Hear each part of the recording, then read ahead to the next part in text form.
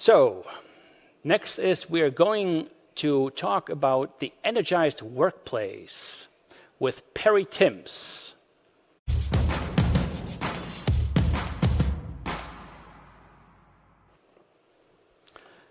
Perry, I'm very happy that you join us. Perry is an HR expert. He's an author, and he's helping people to become their best self at their work. That's what I read, and that totally fits our theme of raise your sales. And I'm extremely excited, Perry, that you are with us and can share a little bit about the work that you do, because it's a little bit a different angle at how you view companies, maybe also what success means as a business. Can you tell us a little bit about your story? So thank you for being here. Yeah, so I describe myself as the Chief Energy Officer, and a fellow German has written a book called The Chief Energy Officer, Boris Diekmann. As far as I know, I'm the only one around, but I absolutely value energy insofar as the energy we give to our work, but also the energy that our work gives to us. And so, yeah, I guess my mission in life is to try and unlock the right kind of energy balance between what you get given by your work and what you put into it, and that masquerades as a bit of an HR and organization design consultancy, which I've been doing for the last 9 or 10 years. And prior to that, I used to work in sort of technology projects as a user, and then in organization design and learning. Can you dive a little bit further into what you mean with energy? What is that? What does that mean? Because it sounds very abstract. Yeah, and I think that's the issue, Manuel. It is abstract. So what kind of brought the book into life was my realization, I suppose, about how much energy that I seem to have for my work and how I didn't see that in lots of other people, right? I would be standing on train platforms, and I would seem to be the only one that had a kind of an upward posture with perhaps a little bit more of a sort of a smile on my face. And lots of other people were looking quite dour, quite down, looking into their smartphones, and didn't really look like they wanted to make that journey into work. So it just got me curious, really, about motivation and about those kinds of things that perhaps we hear from other people about the workplace. And so I got into looking at the whole aspect of what energy gives us and what we get from the energized sort of aspects of our work. And I found that, not surprisingly, the work machinery was fixated on time. It was fixated on performance measures, and it seemed to be very fixated on long hours. So it almost seemed to be the more you put in, the more heroic you are and the more useful you are to the company, no matter what the implications to your health. And in the UK recently, the investment banker Goldman Sachs has made some headlines because they've declared that they don't want their first year interns to do more than 100 hours a week at the helm, to use a shipping analogy. And you kind of think, well, we weren't designed to do 100 hours at the helm anyway, because that kind of intensity is far too much for us to process cognitively, but also physically. And then some realizations. I looked into some statistics, and it was absolutely terrible how there were some what I described as crimes against humanity, really, where I found out in the UK alone, we lose about 15 million working days because of stress-related absences from work. And recently, the World Health Organization published a report that said that 700,000 people across the globe died because they worked too long. I mean, this is not a matter of just purely pressure and intensity. It's lives that we're talking about. And I guess I also felt really frustrated that we've seen the prediction of more balance in work and life pursuits.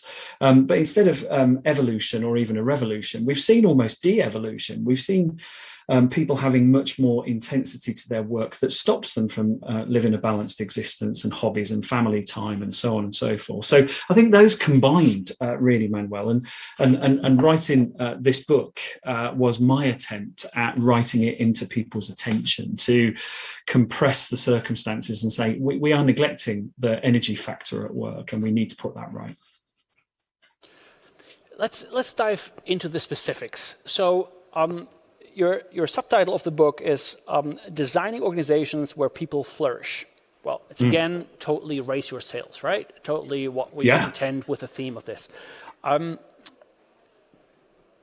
How is that done? What can I do? First of all, if I'm a business leader, how can I find out that something is wrong in my work environment? Second, what can I do about it? So, I mean, I think there are some simple things we can do. I mean, just dialogic exchange, just communicating with people about not what are you doing and how long will it take you, but how are you feeling, both in the sense of your application to your work, your camaraderie with your colleagues, the support when things go wrong, and just generally an attention to how you're sleeping, how you're feeling about the sort of processing that you're having to do, either physically or mentally. And I think we invite people to share that much more openly and readily. And I heard from Anna and Valerie in your earlier sessions about the growth of this kind of check-in principle, which is not just what are you doing, but how are you? And I think we can normalize that conversation a lot more, because our mood and our energy and application to work fluctuates with out-work distractions, with in-work pressures, with complexity, with things we need to learn. And so I think there are some things we can do to normalize that dialogue. And then beyond that, I think we can start to look at how we construct jobs and roles for people. And instead of just saying, are people professionally qualified, competent enough to fill a role? Where is their energy? Are they the sort of person who is energized by the creation of a new product or service? Are they energized by solving problems for customers? Are they energized by bringing stability, certainty, predictability, and trend analysis? So instead of purely designing jobs based around competence, we can start to think about when people come to life with the work they have. Now, sometimes they'll tell you this, sometimes you have to experiment and discover it, but I just don't think we pay attention to anything beyond professional competence. And we need to start talking about, when are you really at your best? And if we think about the Hungarian-American psychologist, Mihaly Csikszentmihalyi, that state of flow, just enough pressure, but absolutely confident and competent in order to do it. So there's something in job design, role design, and the flow of work that I think we can also pay a lot of attention to. Very, very valuable, very interesting. When you touched upon the check-in and also to be aware of each other, it's actually at PIRATEX we have two all hands basically. One is on Monday, one is on a Friday. The one on Monday is 15 minutes only, and it's just a flashlight of how everybody is doing. The question is basically, how are you, and then how are you really? Right? Yeah, nice. Because especially if you are in a remote setting, we also work mostly remote. Sure. It's very hard to see how is the other person doing. How are they holding up? How are they feeling? Did they have a bad weekend? Are they going through a hard time at home? Whatever. And it's even harder in times of pandemic where people feel lonely, etc. So that's really a way to just be aware. It doesn't really serve a business purpose in the sense that you need it to work, right? But you need it to work as a company, to work as a team, to really come together and to be aware. Like, how are you feeling, really? Yeah. Right? This is something that we are doing. So that really resonates with me, what you also just said. Yeah. Super, thank you. Yeah, and the company that I operate in, Manuel, is only 12 of us, and what we found in the remote shift. I mean, we're a 100% remote organisation anyway, but the kind of intensity that was coming through the sort of COVID responses in our clients and in the way we had to recalibrate our work, we were flat out and exhausted by having to do those pivots so that we could take what we used to do in a physical sense onto online. And again, we heard from Anna and Valerie how you've got to create almost little encapsulated periods of time for people's attention and energy online versus in person. It's a difficult balance to strike. And we were exhausted.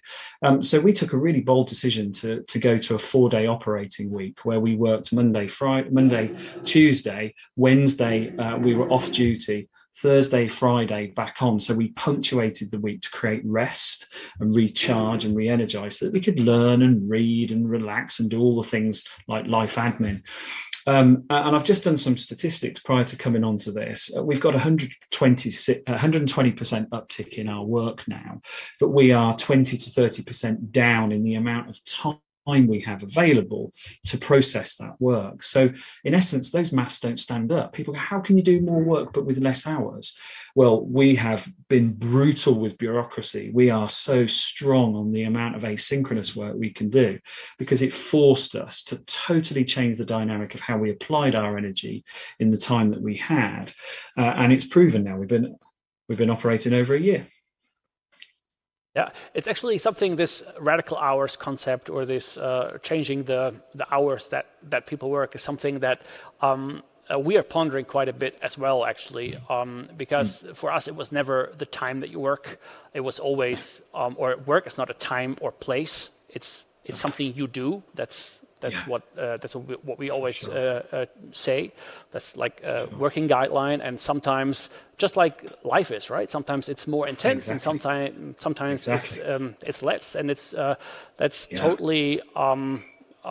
It's more human, let's put it that way, or more to how we are structured ourselves. It doesn't always have to be the same.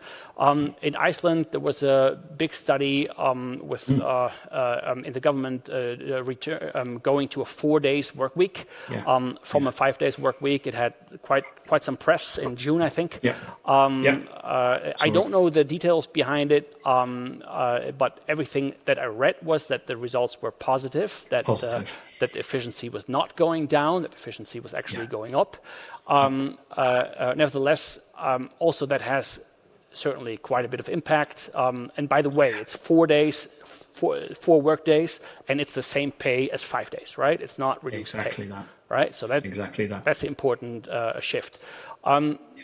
So if I'm a leader now, I feel like, okay, something is wrong. People aren't really energized. What are the 1, 2, 3 things that you would help me do or get straight? Because I cannot just say, okay, then we're going to shift to a 4-day work week, because that won't change the energy right? What is a little bit more specific? What I could do? Yeah, so I've got 3 Ds for this. So I think you need to be firstly very deliberate about talking about energy, so that you know that this is a subject you want to table, so that people can share much more about their state of being, and when they're at their best, and how they want to, I guess, craft their hours and time at the helm, and whether they need deep work to concentrate on certain things, and how you create that. So be very deliberate about the systems and about the narrative and about the exchanges. So I think declare it and invite people to do that. That's what I do first.